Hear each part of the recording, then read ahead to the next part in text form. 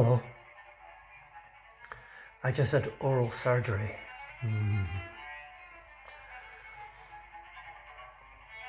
Today I'd like to talk about relativity and how perhaps our sufferings, which we're so attached to and identified with, perhaps in the grand scheme of things aren't quite as meaningful as we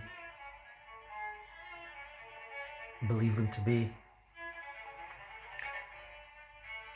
If you consider that there's endlessness in all directions,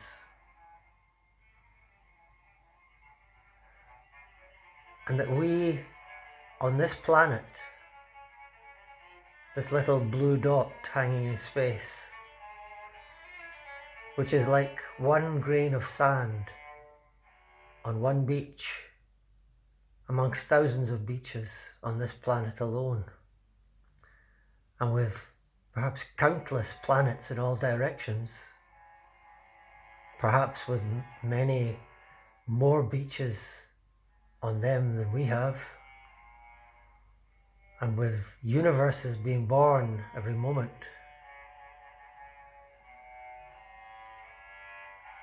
it makes you consider how important really are our little sufferings and concerns. Yes, they're very important to us, but perhaps their real meaning and use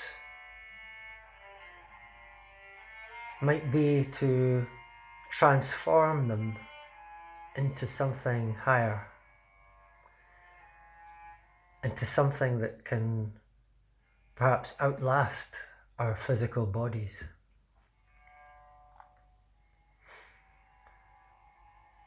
An analogy I like to use is that consciousness is only produced when there's enough energy to produce it. And we burn so much of that energy off in mechanical, negative thinking and feeling on autopilot.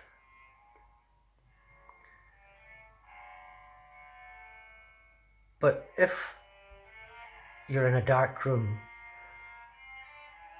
you can only see when there's enough light. And if you consider a camera, it can only take photographs when there's enough light. Our consciousness may be the same. Only when we have enough of a fine energy saved can we create memory. And every moment that we're able to create memory and consciousness, they're very synonymous, would be like one brushstroke towards a self-portrait. And that every moment we were able to remember to make a brushstroke or produce consciousness would count towards this portrait at the end of our lives. So, when we die, we would have either a few strokes here and there, which were wrung out of us by life itself and the circumstances we come across in life, or if we had intentionally, every moment we were able to remember, produced a stroke or consciousness, we might have a more finished, complete portrait. Something that may even outlive our physical body. I'd be interested to know if you conceive or believe this could be possible. A number of times recently I've come across the same description of something. Surprisingly many recently. And it made me think of my own experience of the same when I was just 17. I was going to teach self-defense in the local YMCA. I jumped into my car, and the next thing I remember, I was slamming the door of the car outside the YMCA. And I remember having a realization and a shock, thinking, how did I get here? I just drove quite a long distance without really being there.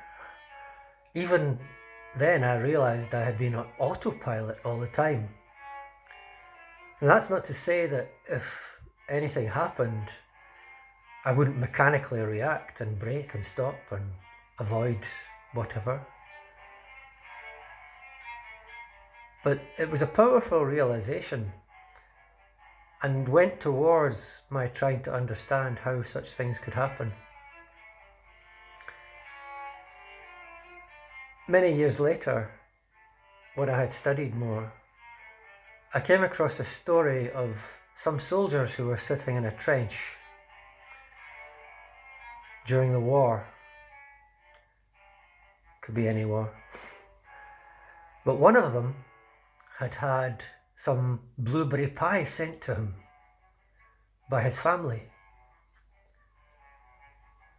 So he cut it into pieces and gave it out to all his friends. And as he was just about to take his first bite, he began to relate a story of when he had last had blueberry pie. When he finished the story,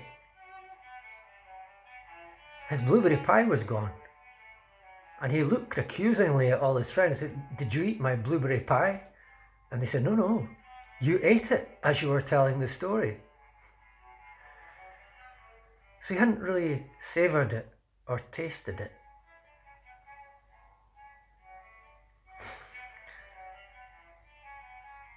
And this is the way I believe much of our life goes by, without really savouring it or tasting it.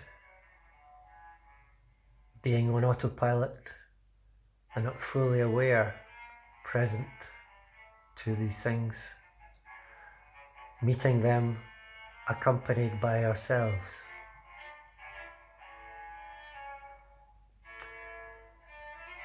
Bye for now.